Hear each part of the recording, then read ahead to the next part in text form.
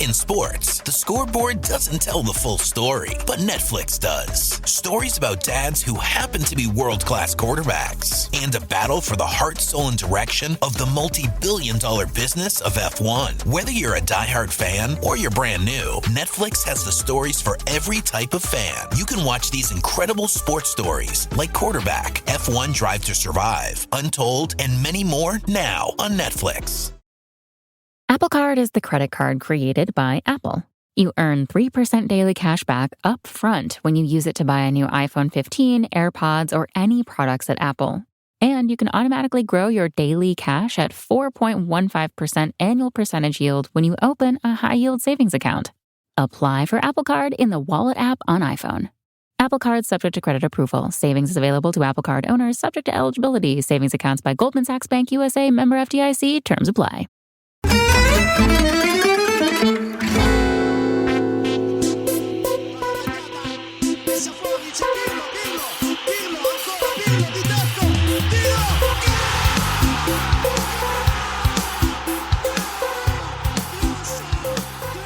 Welcome to the Gentleman Ultra podcast. Today, it's an absolute pleasure and a privilege to be joined by a sports writer, broadcaster. You may have seen some of her work on The Guardian or the Football Ramble. Of course, is the co-host of the Serie A Chronicles podcast, and recently returned from America where she was covering the Super Bowl. Nicky Bandini, thanks for joining me. No problem. Thanks for having me on, Frank. Oh, it's my pleasure. Absolute pleasure. So you recently, I guess you're covering the biggest league, the biggest sport in the world. What is it like to work on Italian football? Oh, I thought you were about to ask about the Super Bowl there for a second. That was a deliberate That was a trick. See, the deliberate trick. It's a great privilege to cover Italian football. I am sorry not to clear my throat. I grew up in a half Italian, half English family, and it's really interesting actually. Honestly, Frank, like my family is not like actually. Well, the generation above mine, I suppose, in my family is not actually that football crazy. My dad really didn't care that much about football. He was very patriotic. I think probably even to like an exaggerated degree because he'd moved to England as a young man, and so to him, like getting to sort of express his Italianness was very important. But he didn't really care about football. He liked tennis, and his brother, my uncle, likewise. I think honestly with actually he's called Franco. So with Uncle Franco, Zio Franco, I think he doesn't really care that much about sport in general. He was very sort of outdoorsy, like sort of hunting, things like that. But actual sport, he did it. Like he played some things. But when we talked about football, his main story that he told me was about playing in sort of a work competition one time, and he didn't really know what else to do, so they put him in goal, and then he rugby tackled someone and got sent off. And this is his whole like his history of football. So I have, actually the Italian side of my family is not that that generation's not that invested. Now, one of Franco's sons did nearly play professionally, hurt himself, and two of his sons did play professionally. In fact, one of my cousins ended up playing for Inter for a while. So there has been some, but this is a very long-winded way of saying that I didn't really grow up with this sort of like Italian football as like the big thing in our house.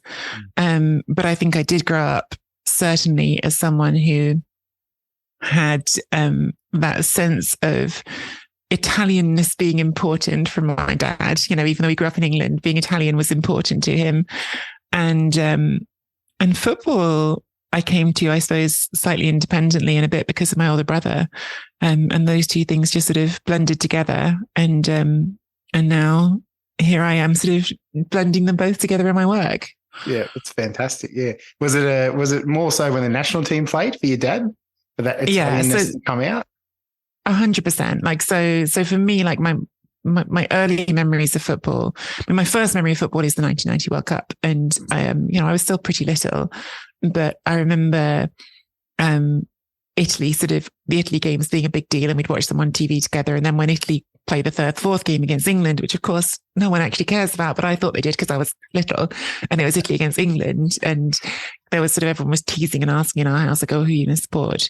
It was set up just for you. It was. I chose Italy. My brother chose England. So, but yeah, you know, that was one of my first memories of football is the 1990 World Cup. And then one of my sort of next very vivid memories of football is the 1994 World Cup, because of course Italy reached the final and lost to Brazil, and we were in Italy that summer. We were in Italy every summer, but the 1990 World Cup, I remember we were at home for the most of the tournament, strangely, given that World Cup was in Italy.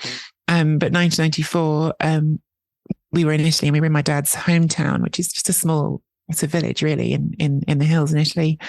And the final, there was, in a neighboring village, they had like a big screen set up. It was one of these very sort of old, you know, one of these things that sort of is embedded in very sort of Italian rural culture, actually, because really it was a courtyard belonging to the local big cheese, whose family once upon a time would have been ordering everyone around, and, you know, still has like, you know, the nice sort of, you know, not really a palace, but a palazzo a bit. So like, you know, space, and they had their courtyard, and everyone's piled in there. And yeah, you know, that whole experience. I mean, we've been watching a lot of World Cup games through the tournament in Italy, but then being at that final in that courtyard, and they had a stage set up, and they had a band on the stage, and they had a drummer who was doing drum rolls for all the penalties, which I hated. And of course, then they lost, and it was even worse. And I'll edit that bit out. I don't actually do any editing, as you people who listen to the show may know, but I'll just cut that bit out. Yeah. I mean, yeah, but that's the first time I cried about football. Yeah. I was in floods of tears into that game, and it's silly, really, because, like, you know, I was still fairly little, and I there's no way I understood the complexities of the game, but, you know, I knew that I thought Roberto Baggio was the best thing since sliced bread, and then he missed his penalty, and I know that it wasn't a very like eventful game, but I remember Massaro having one chance and not scoring it and being like, oh, yeah, you know, that was like one of my first, I suppose, big connections to the emotions of football in a big way. And I think, yes, that was, you know, the only time I saw my dad really caring about football was when the national team was playing, because it was a chance to be Italian. Honestly, I think that was what it was about for him, and I suppose to some extent has become for me in my life. Hey gang, just wanted to let you know that you can now get a free 14-day trial of our Chronicles Tifosi Patreon membership. Subscribe now for free for 14 days to get access to all of our full episodes, solo minisodes, bonus content, even behind the scene bonuses like our chats about football, and of course our chats about life in general. You can also get the entire back catalogue of Serie A Chronicles content. So head over to serieachronicles.com/Patreon and subscribe to the Chronicles Tifosi membership for free.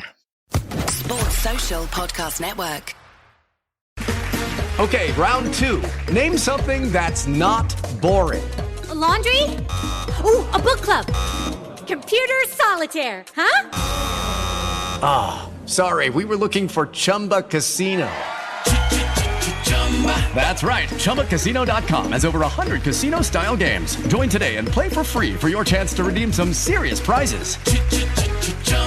ChumbaCasino.com. No purchase necessary. Void where prohibited by law. 18+ terms and conditions apply. See website for details.